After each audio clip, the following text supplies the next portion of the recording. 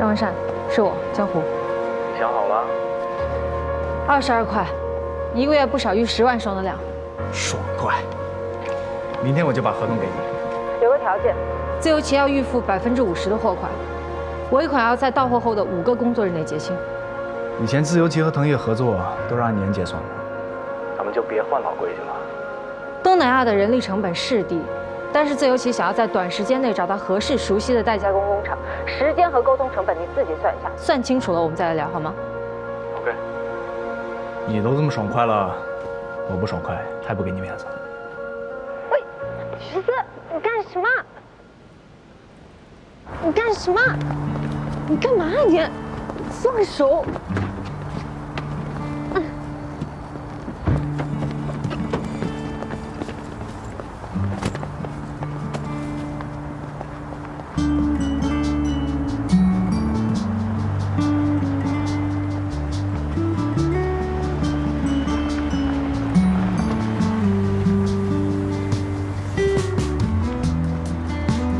我饿了。爱饿不饿？你知道我今天为什么叫你来吗？羞辱我不就是你的爱好吗？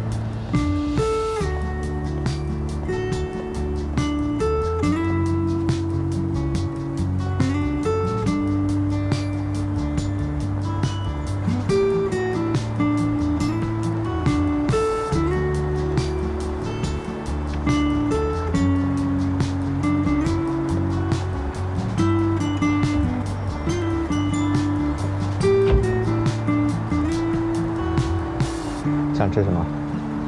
你定。对不起。对不起什么？上次在我办公室，是我说话过分了。只有上一次吗？还有这次，对不起。能敏锐地察觉到自己的错误是你的优势。你这次把 FW 叫过来给腾越做运营方案，是想帮我拓宽经营思路，对吧？刚表扬了你，就给我戴高帽子啊？难道不是吗？你要是完成不了腾越第1个季度 KPI， 他们依然可以顶替。虽然他们有我达不到的优势，但是他们的方案有很大问题。墙外开花墙内香的创意很好，但是不适合腾越。怎么说？他们的创意里没有一点腾越的 DNA， 也没有属于腾越的记忆。腾越现在需要的是可以唤醒消费者记忆的产品，而不是抛弃历史的产品。你的意思是 FW 没有你了解腾越？对，而且我比他们更懂鞋子。你太不谦虚了。本来就是这样啊！你看看他们那个方案，大部分都是借鉴西方的那些大牌，太西化了，根本没有跟腾越融合在一起。我不认为他们可以让腾越持续发展下去。接下来怎么做，才是我关心的重点。下周，腾越会开始做自由旗的代加工订单，单月销售额220万。你去求张文善了？我跟他只是根据现在的形势局面，双方都可以接受的一个合作模式谈了一笔生意而已，就像我跟你谈生意一样，所以并不存在什么谁求谁。我呢，已经习惯你说话夹枪带棒，这我不计较。但我还是要提醒你，维持腾越的老生意，这没有问题。但是复兴腾越的关键不在于继续做代加工。我明白，腾越的运营方案的整编我已经基本完成了，设计师我也会尽快招聘。我也想到了让腾越在销售上暂时过渡的办法，我会尽快让你看到我的运营方案在落地执行后的效果。你是想用实际执行和 FW 的方案 PK 一下？方便你对比投资回报率吗？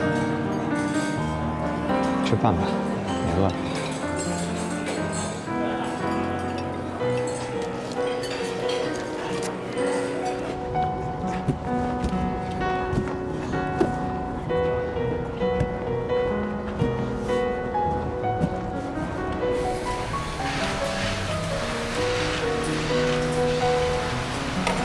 这是你的，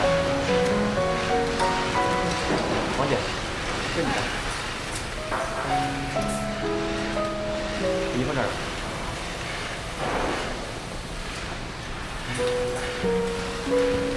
走啊。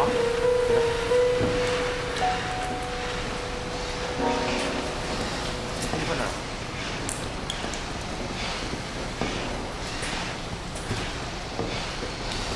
不玩手机就活不了了。上班时间注意点影响啊！说，这该安排的安排好了。师傅，这往年订单量是现在2、3倍，我都做得妥妥的。你看现在这点量，都不够私下放呢。